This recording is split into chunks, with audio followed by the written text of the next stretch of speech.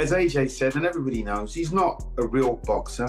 There's levels to this game, and he was way out of his level, way out of his depth. When the realisation of it all kicks in, and Jake Paul saw that, he's in a big 22-foot ring. He sees an Adonis of an ex-former world heavyweight champion in the corner. Well done to AJ. We knew from day one AJ was going to do it, but the better fighter was going to win. People said that Jake Paul was running. Do you feel like he ran, or do you like... I mean, against someone like AJ, AJ's a big guy, strong guy, and he can hurt you. So yeah, 100%, like, he's going to want to avoid his power, but you know what, he got caught in the corner and bang. Performance from Jake Paul, given he kept talking the talk, beating his chest, screaming at everyone, trying to convince everybody that he could somehow win this fight. But that was never going to happen. It was so one-sided. It was quite pathetic, to be honest with you. I thought, yo, don't mind me, just smoking on that Jake Paul pack. Honestly, Jake Paul trash.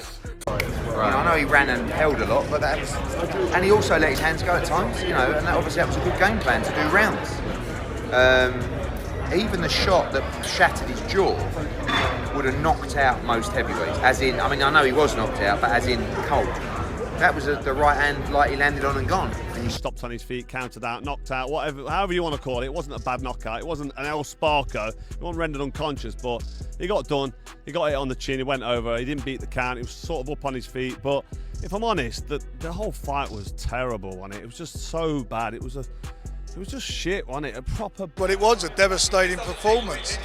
I always felt whoever landed the first punch and the hurtful punch would win the fight, and that's how it turned out. You could see both men came in with bad intentions from the beginning, and Garnu was swinging as well. What did you make of it? Well, for how long the first round before he got clipped? Yes, it took AJ a couple of rounds to get hold of him, and then he knocked him spark out and broke his jaw. It was a frustrating 2-3 rounds maybe, because boxing pros destroyed Jake Paul after brutal KO lose to Anthony Joshua, and this was always coming because the pros wanted reality to hit him hard. Jake Paul talked like he belonged at the top, but when Anthony Joshua touched him, the bravado vanished and the hype collapsed in front of everyone.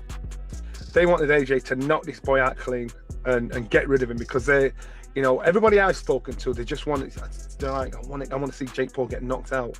And I just said, I don't want to see him get knocked out. I want to see him get beat up. I want to see him quit. I want to see the reality of everything he's saying and doing kick in. And in a way, it did happen, but he didn't get beat up. And slowly but surely, the confidence, the self-belief ripped out of him to the point where he's dropping on his knees. He's like, he must have fallen down about. Tyson Fury calls it a fantastic knockout, and even he sounds stunned by what unfolded. He genuinely believed Jake Paul could cause a shock and trouble Anthony Joshua. Instead, he watched Joshua shut that idea down with authority and remind everyone what real heavyweight power and experience look like. It was a fantastic knockout, and I almost got it right. I predicted one round. Johnny Nelson breaks it down perfectly, because this is what real boxing looks like at the top level. One clean shot from Anthony Joshua was all it took to expose everything fake about Jake Paul. This was not accumulation or luck. This was heavyweight reality. When that right hand landed, you could see the decision being made in real time. Jake Paul chose survival over pride. Anthony Joshua did not rush it. He waited, he measured, and when he landed clean, the fight mentally ended right there. And so the time when the one clean shot hit him, it broke his jaw, and went down. So he knew, realistically, if you're in a fight and you get hit, sometimes you're going to get hit and you'll try and bullshit and get your way through. The one clean shot we saw get hit with, he had a choice of staying up or going down, and he's like, nope. It was a split second time delay, and he had to quit. And each time he dropped down, I thought, I can see the confidence just dribbling out. This is where Jake Paul completely loses the room. Instead of owning the defeat, he immediately reaches for excuses and money talk. Anthony Joshua did not look dominating by accident. He dominated because he is levels above. Saying he was not trying insults the sport and the fans. Fighters who are not trying do not end up on their knees with broken jaws. This moment confirmed what the pros already believed. When pressure arrives, Jake Paul looks for an escape, not an answer. Anthony looked dominating in the fight, but there is no way I'm that bad, right? It's obvious I was not even trying. All I care about is the money. I don't want to say I was paid to lose, but I think fans are smart enough to realize what they saw on that. Anthony Joshua speaks like a professional who understands his job. No hype, no excuses, just honesty. He admits it was not perfect, yet still delivered exactly what was asked. He hunted Jake Paul down and broke him with patience. That right hand was not desperation, it was calculation. This shows the difference between a champion mindset and a social media mindset. Joshua does not chase moments, he creates outcomes. And once that punch landed, the conversation around Jake Paul changed forever. Everyone in this venue, now, you asked me a question. Look, it wasn't the best performance. It wasn't the best. The end goal was to get Jake Paul, pin him down, and hurt him. That has been the request leading up, and that was on my mind. It took a bit longer than expected, but Joseph Parker sums it up calmly, because for real heavyweights, this was expected. Anthony Joshua did exactly what a top-level fighter should do against someone pretending to belong. He stayed composed, he cut the ring, he increased pressure round by round. The knockout was inevitable, not surprising. The only debate was when, not if. This is why fighters like Parker respect Joshua. They understand how dangerous controlled power is. Jake Paul learned that lesson the hardest way possible. I think he did what he had to do. He went out there, took his time, chased him down, unloaded and got the knockout. So it's what we were expecting. I thought it would be earlier, but he got the job done. So congratulations to Joshua. When Roy Jones Jr. keeps it this simple, it carries weight. He has seen greatness across eras and styles. Calling Anthony Joshua great after this performance matters because it confirms the gap everyone witnessed. Joshua did not just win, he restored order. Against all the noise and hype, he delivered a clean, brutal finish. Jake Paul stepped into a world he was not ready for. Anthony Joshua reminded boxing fans why pedigree, power, and experience still rule this sport. That's what's supposed to happen. There's no way, even if Anthony Joshua is not in tip-top shape. Eddie Hearn is saying that Anthony Joshua landed clean shots early, and Jake Paul felt the weight of a real heavyweight immediately. He is describing Joshua as a monster and stressing how dominant and composed he looked from the opening seconds. That statement matters because Eddie Hearn has seen champions up close for years. This was not promotional exaggeration. This was recognition of elite control. Anthony Joshua did not rush. He tested Jake Paul with clean power and measured the response. Each punch drained confidence and exposed the difference in levels. Eddie Hearn is also pointing out that Joshua never looked threatened. That calmness is what separates champions from experiments. Jake Paul could not intimidate him, could not shake him, could not earn respect. Eddie Hearn calling Joshua the #1 heavyweight reinforces what the fight showed visually. This was not a spectacle. This was a professional heavyweight asserting dominance. Eddie Hearn's words underlined that Jake Paul stepped into a space he did not fully understand and paid the price for it. 4 or 5 times early in the first round, flush, didn't even flinch.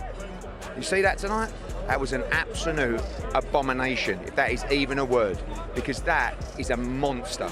The #1 heavyweight in the world. He gets it. Daniel Cormier is clearly saying that Anthony Joshua looked comfortable and in control because the opponent in front of him was not operating on the same level. That observation is important because it comes from a former champion who understands elite competition. Cormier is not talking about hype or promotion. He is talking about ring reality. Anthony Joshua moved with confidence and patience because he was never under real threat. Jake Paul was reacting while Joshua was dictating. That difference shows up in footwork, timing, and body language. Cormier is highlighting that the fight looked uneven, and that is because it was. Anthony Joshua treated the contest like a calculated assignment. Jake Paul treated it like survival. When a fighter looks relaxed under pressure, it usually means the danger is coming from only one side. Daniel Cormier's reaction confirms that this was not a close contest masked by moments. It was a clear display of levels and experience. Hey, Joshua looked good, dude. Joshua looked good. He looked good right off. Joshua actually looked like he was fighting a guy that was... Showbiz is describing the finishing shot and making it clear that once it landed, the fight was effectively over. He's pointing out the placement and intent behind the punch. That reaction speaks volumes because it captures the brutality of real heavyweight boxing. Anthony Joshua did not throw that shot recklessly. He placed it with precision and purpose. Showbiz is reacting to the seriousness of the impact and how instantly it changed everything. This is what Jake Paul underestimated. One clean heavyweight punch does not just score, it shuts systems down. Anthony Joshua did not need combinations or chaos. He waited for the opening and ended the conversation. Showbiz is also acknowledging the lack of mercy in that moment. This was not personal, this was professional. When Joshua landed that shot, it was a statement about levels and consequences. Showbiz's reaction mirrors what the audience felt. Everyone knew immediately that this was the end. Francis ain't getting up from that one. That shit was dumb. He hit him right off the temple. AJ hit him like he don't give a shit about his well-being. AJ hit him like he don't give a shit. He was like, bam! Like he don't care about his well-being at all. Jake Paul is admitting that his jaw is broken and acknowledging the level of Anthony Joshua. That admission is significant because it strips away the bravado seen before the fight. This is the first time Jake Paul sounds grounded in reality. A broken jaw is not a storyline. It is a physical consequence of stepping into heavyweight boxing. By calling it a beating from one of the best, he is indirectly accepting the gap in class. This moment confirms that the hype could not survive real power. Anthony Joshua did not just win the fight, he left a mark that forced honesty. Jake Paul can smile and frame it lightly, but the damage tells the real story. This was not content creation. This was punishment delivered by a seasoned heavyweight. Jake Paul learned in one night what fighters spend years avoiding. Anthony Joshua delivered that lesson without emotion and without apology. I was broken, by the way, so yeah, it's definitely broke. But man, that was good. Nice little ass whooping from one of the best to ever do it, so. Logan Paul is trying to reframe the outcome by focusing on toughness in rounds 1. He's defending his brother by shifting the narrative away from dominance and towards survival. That is an emotional response, not a boxing one. Winning rounds means very little when control and damage tell a different story. Anthony Joshua was never in trouble. Jake Paul was never in charge. Logan Paul talking about bravery does not change the outcome. Boxing is not judged on courage alone. It is judged on command and consequence. Anthony Joshua controlled the pace, the space, and the ending. Jake Paul endured, but endurance is not victory. Logan Paul's comments highlight the difference between family loyalty and professional assessment. Anthony Joshua did not need excuses or moral victories. He delivered a knockout and proved once again that heavyweight boxing does not reward belief without ability. 4 of them. People argue that he at least won 3. No one expected him to last that long. Rolled his ankle, broke his jaw, still fucking fighting, man. Like, that's toughness. You know, most people wouldn't have the balls ever to step in a boxing ring in their life.